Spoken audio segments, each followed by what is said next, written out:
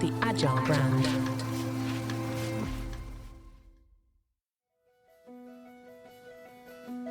Welcome to Season 6 of the Agile brand, where we discuss marketing technology and customer experience trends, insights, and ideas with enterprise and technology platform leaders.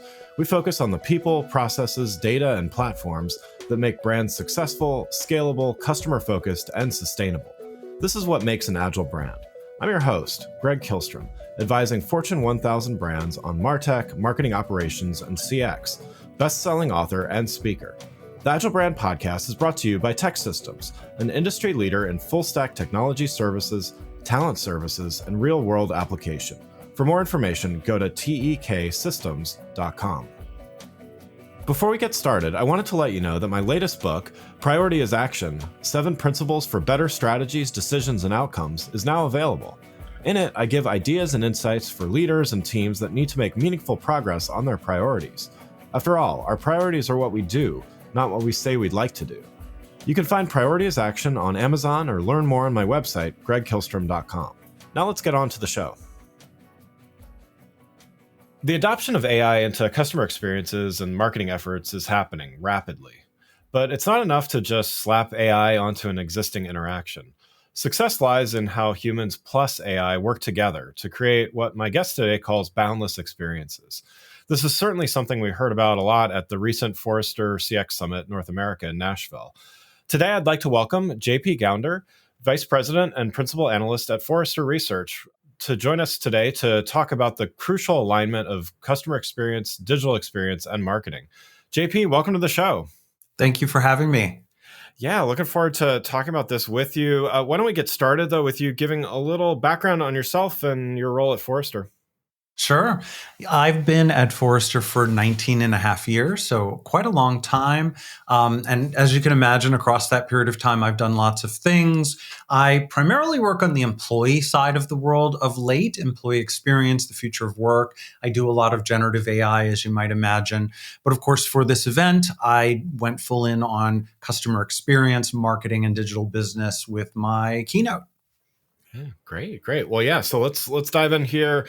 We're going to talk about this concept of boundless experiences and how this is replacing traditional customer life cycles. So let's start with that definition. How does a boundless experience differ from what many marketers and CX professionals think of as maybe something like omni-channel CX? Yeah, I think that boundless experiences go even further than omni-channel in terms of the expectations that customers have. So traditionally, as you referenced in your question, we had customer life cycle stages where someone discovers a potential purchase and then they engage with it, they evaluate it, maybe they purchase it, they're going to have an experience with the product, some kind of support, and hopefully loyalty at the end of that. But we tended to look at that as kind of a linear, or even if it's a circle, it was a step-by-step process where you had to go from one step to the next. And what is happening is that that's kind of collapsing. There's a lot more opportunity for things that involve experience to happen earlier, or marketing to happen later, or being able to be digital across the entirety of that relationship you're building with a customer. And so as a result, we need something kind of new to talk about this. Omnichannel is a prerequisite. It means you're going to get that consistency across channels, but it means that we're going to be zigzagging and we're going to be involved in all these different stages. And some of those stages may simply just go away altogether. Yeah. And so there has been a lot of focus on, at least the omni-channel component of this, certainly based on some initial successes. But, how do we know that this is what customers want? Yeah, I think we find some examples of this in their existing behavior and in their pain points. Right. Yeah. So take an example. I won't use any specific names here, but I think we've all experienced an instance where the marketing that we've experienced about something that we purchase doesn't at all seem to be reflected in the experience we get Right. after we buy it. And that kind of misalignment is not useful to organizations that are trying to serve customers, but it also, it's tremendously frustrating. It may undo our loyalty to that entity for the future. It's quite possible as well that new technologies, when you use them the right way, can actually point people in the right direction.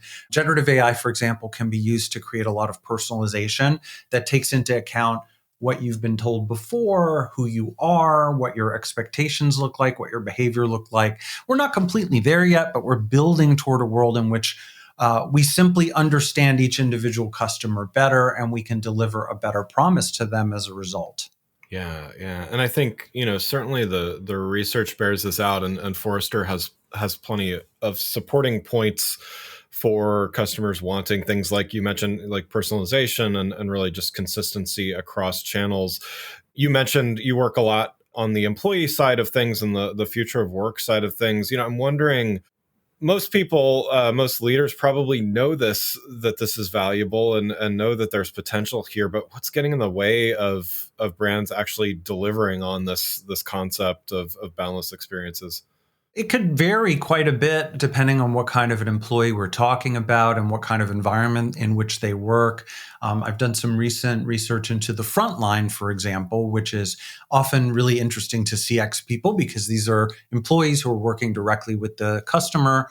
And there are a whole host of problems of misalignment that employees have. To take a simple example, let's say we're talking about retail. Somebody who works in that space may be juggling multiple jobs. And so if they have poor shift scheduling software, or maybe not even software at all, maybe they're using a list on a board, which still happens in far too many places, it makes it hard for them to balance out their life because they have multiple jobs. They don't have access to trading off their shifts. Something as simple as that can lead to you not having coverage for your retail outlet at a time when there's lots of customers coming in.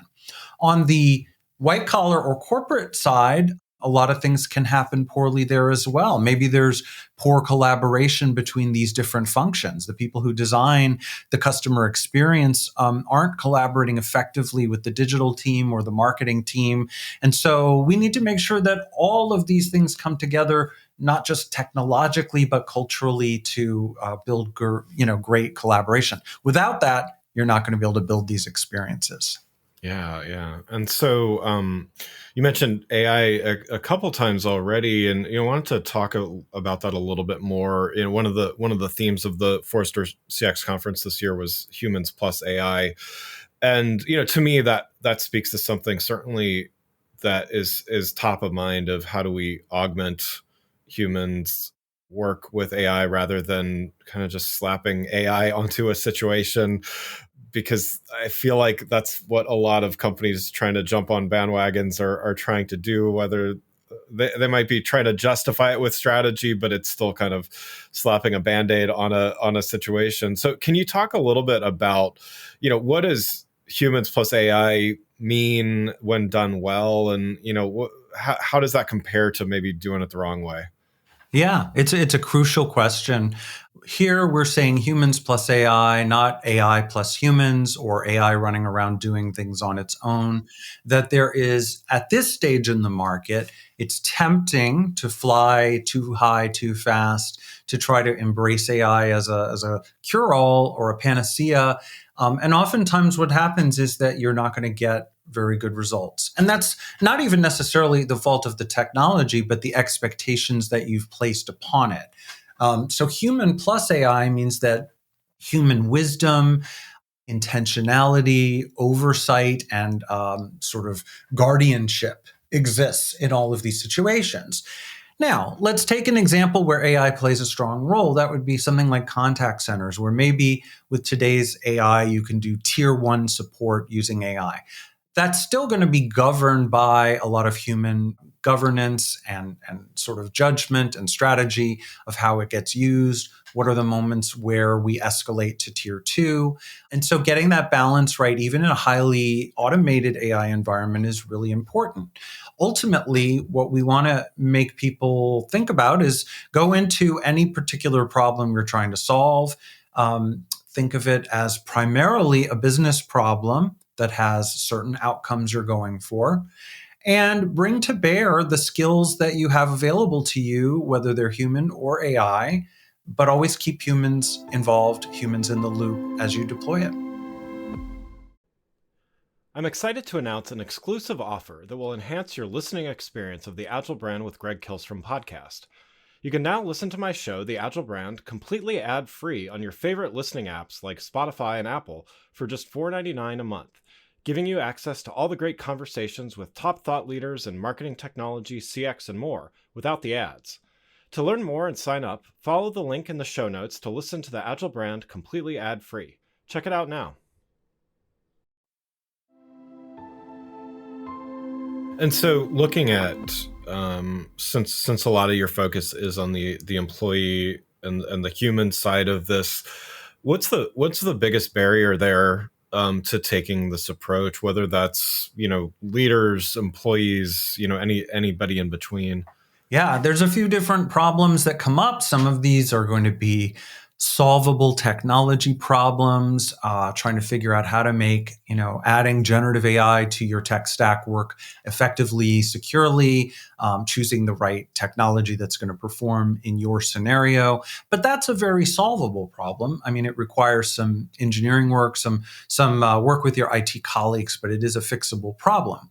The second is going to be the temptation that some leaders have to over-automate too quickly in the face of promises and hype, rather than taking a methodical approach that tests out what makes sense. And again, our thesis would be that we're not at a stage where there's a lot of replacement that can go on of human labor, which I think is a good thing, right? We actually value the people that we employ. And thirdly, though, most organizations are on the cusp of underinvesting in upskilling and training their employees on how to use AI and generative AI appropriately by an order of magnitude.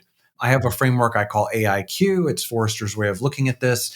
AIQ are the set of understanding and skills and ethical awareness, things that you need to know to be able to use these technologies wisely. So something like, I have prompt engineering capability, which is actually pretty important right now. Or I know when to question the outputs of AI, which is super important in a world of generative AI hallucination. So when you cover all of these, different bases, you're going to be in a much better place to deploy these things. But don't overshoot into the world of AI everything. Yeah. And the next thing I was going to ask you was about, how do we measure progress towards this goal? You mentioned AIQ. Is that one way of doing this? Are there other things to keep in mind as far as measuring progress? Well, yeah, I think that certainly our framework isn't the only one in the world that exists. I'm sure there are other ways of doing it. But what you need to understand about the measurement is that it is not something that is super simple where you can just sit people down in a classroom for an hour and bang out all the points that you need to know. Something like, I know when to question the output of AI is a very subtle skill. And it's not something that's easily taught in an hour. Now, in an hour, you could teach somebody some heuristics and capabilities, but it's a potentially long-term kind of training thing. There are other areas that are even harder in AIQ to teach, things like confidence. Do you feel confident about your ability to adapt to a world where AI is playing a role? Or do you feel motivated to learn how to use these technologies?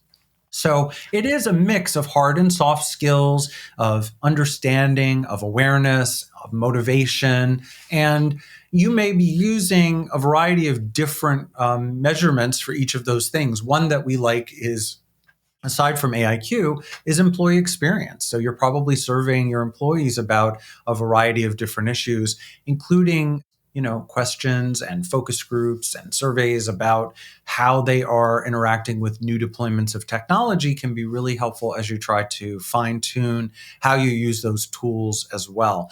But again, generative AI is kind of a new ball game. There's some new things that happen where it can make stuff up, for example, that is just new to the scene for your employees.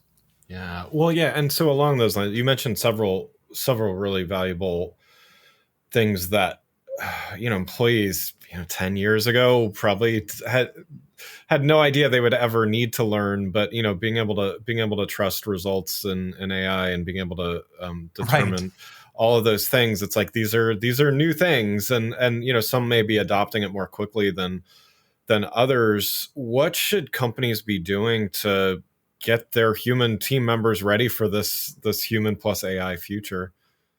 Yeah. Well, look, the first thing to note is that change requires a change strategy. Yeah. And that when you have a change strategy in place, it requires patience, it requires investment, it requires iteration, and it requires listening, right? So you want to actually be getting a lot of feedback from your employees along this journey as to what is working, what is not working, maybe co-create some of this for them. I'll give another example that, again, I think is very pertinent to CX marketers and digital business, which is when you are looking at somebody in Home Depot, a retail associate. They have a lot of technology in the form of their smartphone and the applications that they're given. And that really directly impacts the customer experience, how well that all works together. Over time, you're going to find that more and more generative AI comes to the front line, which means that the frontline workers who didn't know that they had to learn this brand new kind of technology and tool, who may not be well prepared for it, you need to rethink the investments in the level and types of training that you give them. You're also going to want to prepare, aside from skilling and training, you're going to want to make sure you have some good governance structures in place for how things get used, how you vet through solutions, how you manage data. The more you want to get personalized with your customers, that's great. But that also then has implications for how you govern the privacy of the data that they have. And are you convincing them that you're treating their data with respect and security and privacy? So, the to-do list is actually reasonably long, but it is achievable stuff. It just means try to take a really holistic approach that involves what your customers want and need, what your employees want and need, what the technology is capable of doing, and broader governance sort of guidelines and best practices that you can bring to bear. Yeah, yeah. And so looking at it that way, it's, just talked about what team members may need to learn and what leaders need to help need to do to train their employees. What do organizations maybe need to unlearn, or just maybe either throw out or think very differently to take advantage of some of the biggest opportunities here? Yeah, I think some of it comes down to the linear command and control deployments that people are accustomed to. Like, here's the new tool, here's how you're going to use the new tool. Now, that doesn't mean that there aren't standards or that there aren't guidelines or that there aren't, areas that need to be in compliance. But it does mean that you're going to be doing a lot more iterative rollout. You're going to be doing it in concert with a lot more training. And again, more listening. Listen to what's coming up along this journey.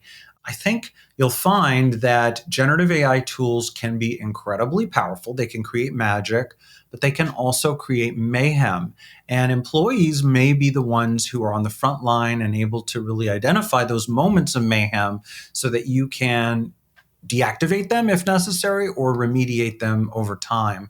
And finally, the way that people will want to use these tools will continue to evolve as well as they become more comfortable with them, but they're not there today.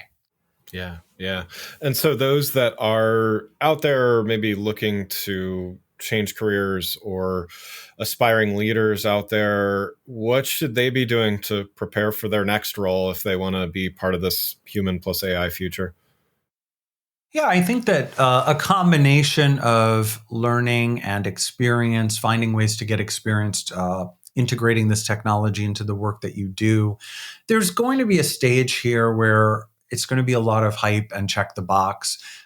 We were joking on my team recently that there are instances where you'll find a job description that requires 5 years of experience in generative AI, and generative AI hasn't really been around for 5 years, right? So some of the traditional ways of looking at this are less important than genuinely being engaged in the space, trying some things out, learning where you can, maybe get some certifications if you can along the way, and be willing to just invent new stuff in concert with those who are maybe more technical experts or ethical experts or data experts.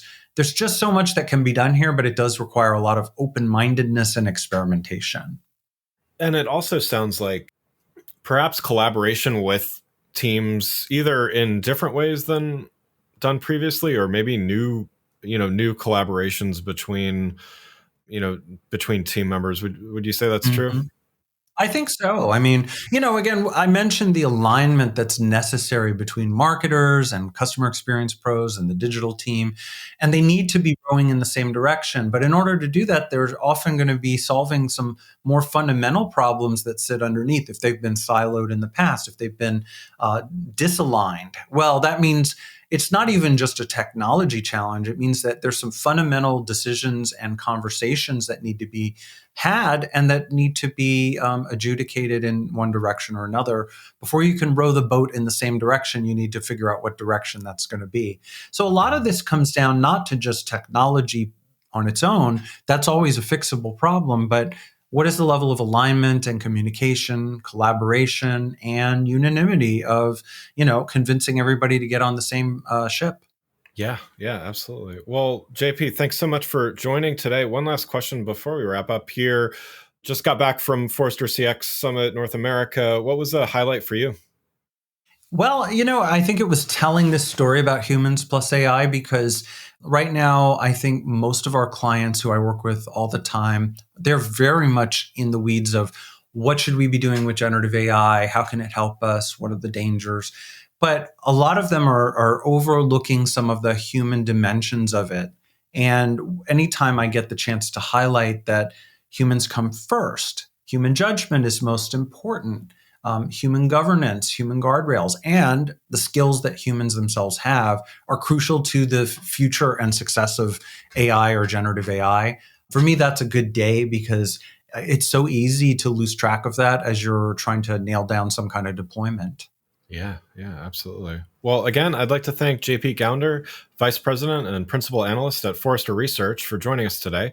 You can learn more about JP and Forrester by following the links in the show notes. Thanks again for listening to The Agile Brand, brought to you by TEKsystems.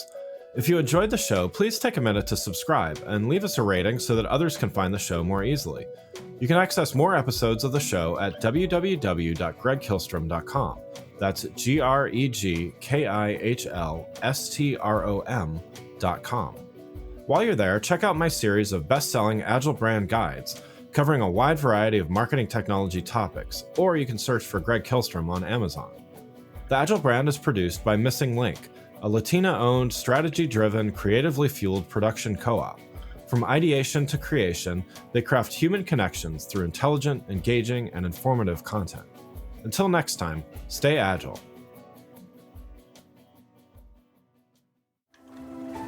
The Agile Brand. If you're tired of hearing the same old judgmental, shaming financial advice about buying too many lattes from old white men who conveniently ignore issues like systemic oppression, it's time to join the Financial Feminist podcast. Hosted by Tori Dunlap, a globally recognized money educator, Financial Feminist is the #1 money podcast for women. It goes beyond just talking about money. It explores how money uniquely affects women. Featuring fascinating guests like Ramit Sethi, Amy Porterfield, Maya Vander, Hannah Berner, Justin Baldoni, Eve Rodsky, and experts across finance and feminism, the podcast dives into topics such as the investing gap, sex work, diet culture, MLMs, the prison industrial complex, the psychology of money, and much more. Additionally, listeners can benefit from how-to episodes like how to start investing or how to finally become debt-free. Join in smashing the patriarchy and getting rich one episode at a time. Subscribe wherever you listen to podcasts. This episode is brought to you by the Yap Media Podcast Network. I'm Hala Taha, CEO of the award-winning digital media empire, Yap Media, and host of Yap Young and Profiting Podcast, a #1 entrepreneurship and self-improvement podcast where you can listen, learn, and profit. On Young and Profiting Podcast, I interview the brightest minds in the world, and I turn their wisdom into actionable advice that you can use in your daily life. Each week, we dive into a new topic like the art of side hustles, how to level up your influence and persuasion, and goal setting. I interview A-list guests on Young and Profiting. I've got the best guests, like the world's #1 negotiation expert, Chris Voss, Shark Damon John, serial entrepreneurs Alex and Layla Hermosi, and even movie stars like Matthew McConaughey. There's absolutely no fluff on my podcast, and that's on purpose. Every episode is jam-packed with advice that's going to push your life forward. I do my research, I get straight to the point, and I take things really seriously, which is why I'm known as the podcast princess and how I became one of the top podcasters in the world in less than 5 years. Young and Profiting Podcast is for all ages. Don't let the name fool you. It's an advanced show. As long as you want to learn and level up, you will be forever young. So join Podcast Royalty and subscribe to Young and Profiting Podcast, or YAP, like it's often called by my YAP fam, on Apple, Spotify, CastBox, or wherever you listen to your podcasts.